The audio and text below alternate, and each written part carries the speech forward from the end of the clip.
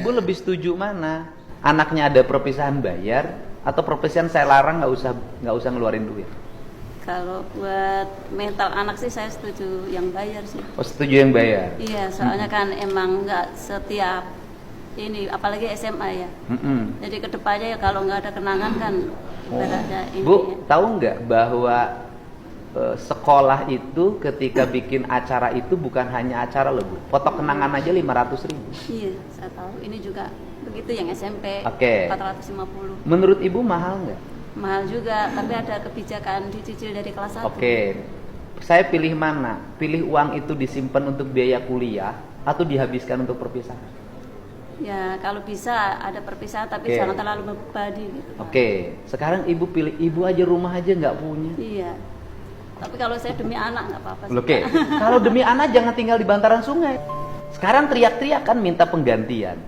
Saya pengen kalau balik, kalau saya tega-tegaan, saya layak mengganti nggak?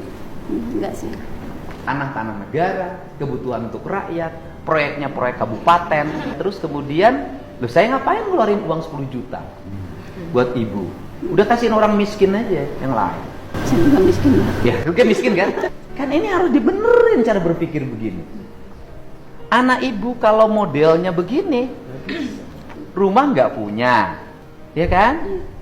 Sekarang kontrak udah punya uang kontraknya. Iya, masih nyicil sih, baru ngambil berapa bulan. Ibu nyicil berapa bulan? Udah kalau gitu saya nggak usah bantu Ibu deh.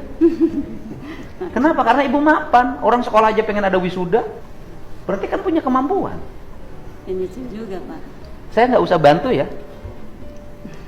Enggak gitu Pak, kan saya waktu dibikin video TikTok itu captionnya itu kan bukan untuk meminta kerohiman atau apapun.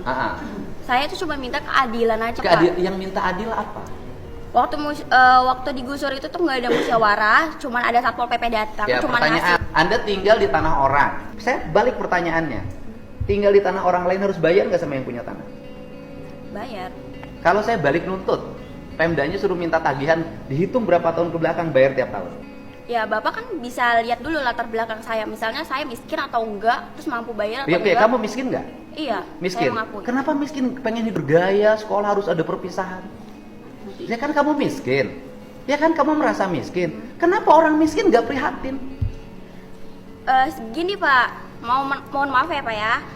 Saya bukannya menolak kebijakan Bapak. Saya Bukan kebijakan saya, itu kebijakan Bupati. Iya, maksudnya apapun itu saya mendukung. Cuman jangan dihapus Pak, nggak semuanya orang itu kan bisa terima.